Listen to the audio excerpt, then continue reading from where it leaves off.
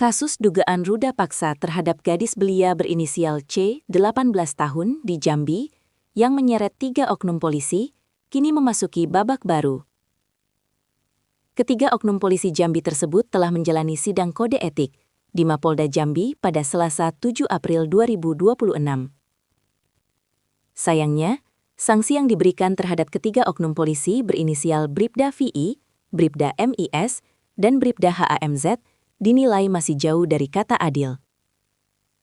Perilaku terduga pelanggar dinyatakan sebagai perbuatan tercela, kata Kabid Humas Polda Jambi, Kombes Pol Erlan Munaji, sebagaimana dikutip dari tribunjambi.com.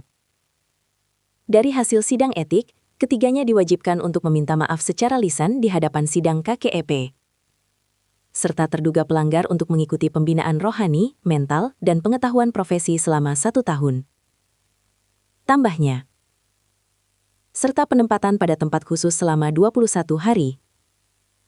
Untuk diketahui, 3 oknum polisi ini diduga turut serta membantu tindakan ruda paksa terhadap C yang dilakukan 2 oknum polisi dan 2 warga sipil.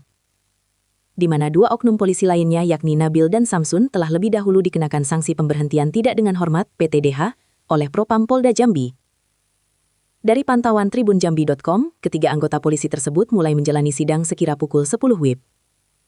Tidak hanya anggota polisi, korban beserta keluarga dan penasehat hukumnya juga hadir di Mapolda Jambi. Selain itu, 4 tersangka utama yakni Bribda Nabil Ichlal, Bribda Samsun Pardamean, dan 2 warga sipil I dan K juga turut dihadirkan. Tak maksimal.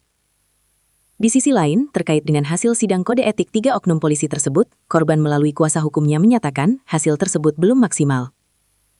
Pengacara Romianto mengatakan sanksi meminta maaf tidak sebanding dengan penderitaan yang dialami oleh korban. Dia mengatakan peran atau bantuan 3 oknum tersebut yang ada di lokasi kejadian ruda paksa cukup penting.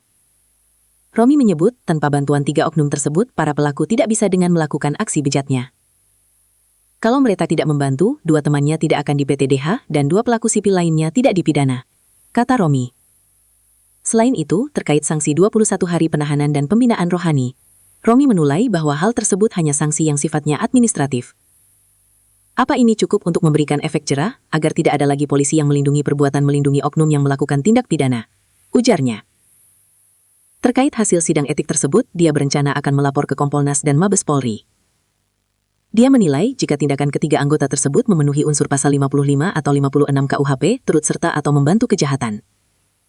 Kami akan melapor ke Kompolnas dan Propam Mabes Polri untuk menilai ulang putusan ini.